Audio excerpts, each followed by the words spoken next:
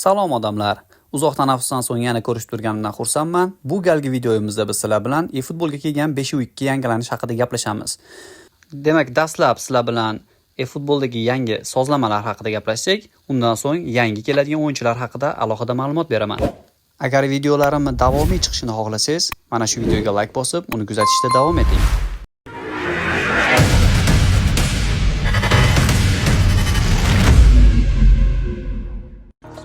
Avvalo, shaxsan o'zimni ham juda ham xursand qilgan yangilik haqida gaplashamiz.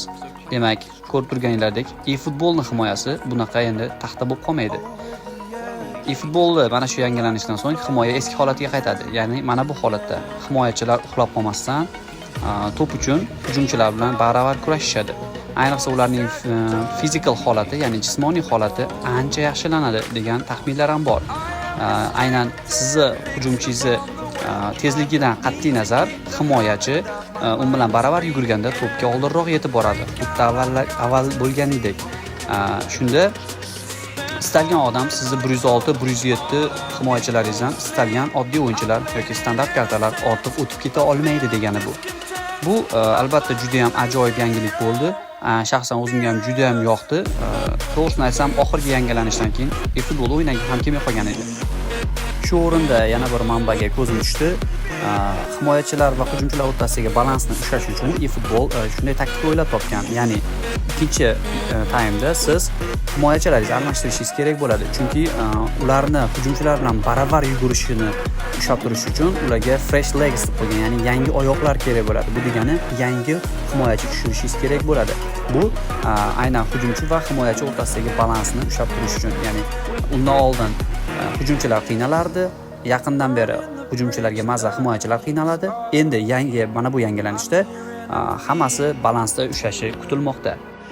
Navbatdagi meni e'tiborimni tortgan narsa AI controller bo'ldi. Bu yerda xuddi FIFAdagiga o'xshab, agarda siz mabodo biror ish bilan mashg'ul bo'lib qolsangiz, o'yin vaqtida siz o'sha botni yoqib qo'yishingiz mumkin. Ya'ni AI controlni va o'rningizga AI boshqarib turadi. Bu albatta offline rejimlarda kutilayotgan yangilik hisoblanadi. Bu yerda eFootball shunday yozadi. Biz yana real vaqtda maslahat berib turadigan setting ham, ya'ni nima deydi, sozlama ham qo'shdik deyapti. Bunda yaqin atrofdagi o'yinchi yoki bo'lmasam to'g'ridan to'g'ri murabbiydan o'sha vaqtning o'zida qanday pas berish kerak yoki qanday tepish kerakligi haqidagi ma'lumotni shundoq ekranda o'qib turishingiz mumkin bo'ladi. Mana bu yerdagi analiz bo'limida esa siz oxirgi 10 ta o'yiningizni analitikasini ko'rib turishingiz mumkin. Ya'ni u yerda siz qanaqa o'ynagansiz, qanchalik tepgansiz va qanchalik aldab o'tganlaringiz hammasi sizga statistik tarzda ko'rsatilgan bo'ladi. Bu yerdagi futbolni aytishicha, Goalkeeper Spirit Row degan skill orqali siz o'zingiz himoyachilaringizni jismoniy holatini yanada kuchaytirishingiz mumkin bo'lar ekan. Ko'ramiz bu qanchalik ish berar ekan. Bu analiz bo'limi esa divizionchilar uchun chiqarilgan, ya'ni siz o'zingizni qanday o'ynayotganingizni boshqa divizionchilarning o'yini bilan solishtirib turishingiz mumkin bo'ladi. Mana bu yerda paslaringiz, yuqoridan paslar, oralatib paslarni qanday berasiz boshqalarga nisbatan, shularni ko'rib turishingiz va solishtirib turishingiz mumkin bo'ladi.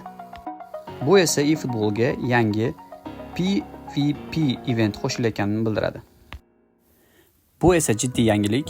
Bu yerda yozilishicha, siz bitta matchda o'ynagan o'yinchingizni agarda o'sha o'yinchi bilan yutgan bo'lsangiz, keyingi matchda qo'yish imkoniyatidan mahrum bo'lasiz.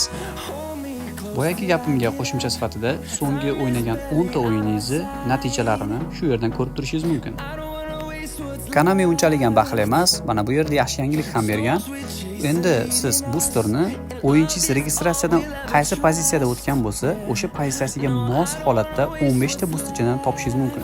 Ya'ni random boostlar bo'lardi-ku, taxminiy istalgan boostni berib qo'yadi. Hujumchiga darvozabonni boostini, himoyachiga hujumchini boostini. Ana endi siz o'sha randomli boostlaringiz o'sha o'yinchingizni o'ynaydigan zonasidan kelib chiqqan holatda har xil boostlardan olishingiz mumkin bo'ladi. Ya'ni endi hujumchiga darvozabonning boosti tushib qolmaydi. Bu yog'iga sozlamalar haqida jiddiy ma'lumotlar qolgani yo'q. Mana bu yerda raqibingiz bilan qanday sifatda bog'langaningiz ko'rsatib turiladi mana shu emojilar orqali va yangi gol nishonlash va har xil kampanyalar qo'shilgan. Bu yog'iga endi biz sizlar bilan yangi o'yinchilar haqida gaplashamiz. devlar avlodidan bo'lgan Yan Koller o'sha o'zining yaqin yordamchisi David Beckham bilan qaytish arafasida Edget Crossing David Beckham Yan Kollerning qoq peshonasiga to'pni joylab berishi va Yan Koller esa sizni darvozangizga to'pni joylab qo'yishi hech gap emas. Bu albatta divizionchilarni qattiq xafa qiladi. Tekinga berilishi kutilayotgan Oliver Kahnni ham kutib oling. Bundan tashqari Ronald Koeman ham murabbiy sifatida keladi va kunlik tekin Showtime ham berilishi kutilyapti. Bundan tashqari yana ko'plab ma'lumotlar bor edi. Men asosiylarini aytib o'tdim. Qolganlarini siz bilan birgalikda ko'rishda davom etamiz. Yana ko'proq videolar chiqishini xohlasangiz, shu videoga like bosing, kommentariyasiga plus belgisini qoldiring. Keyingi videolarda ko'rishguncha